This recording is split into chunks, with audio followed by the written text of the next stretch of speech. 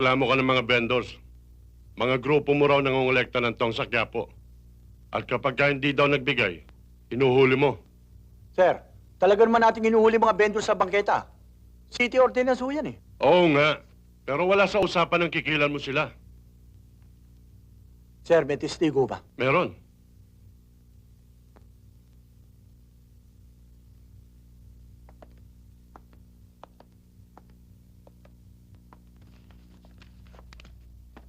Malaki talaga ang galit mo sa akin. Ayaw mo akong talagang tatanan. Naparito ka para ireklamo ako.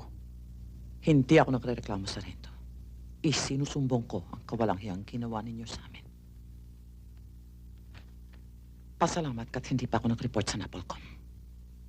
Pag nagkataon, matatangkalan ka ng tiyapa.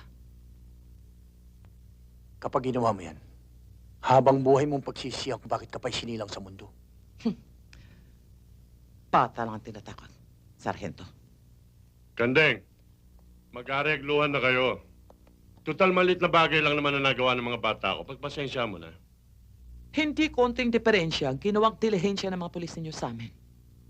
Malaking bagay yun para sa amin. Kausapin niyo mga pulis ninyo. Tuloy na kami. Halina kayo.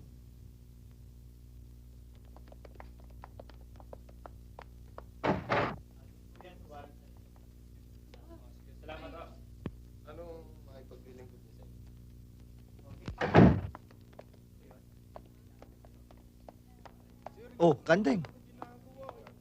Galing kami dyan sa opisina ni Kapitan Rason. Ayusin mo si Kandeng. Masyadong matabil ang dila niyan.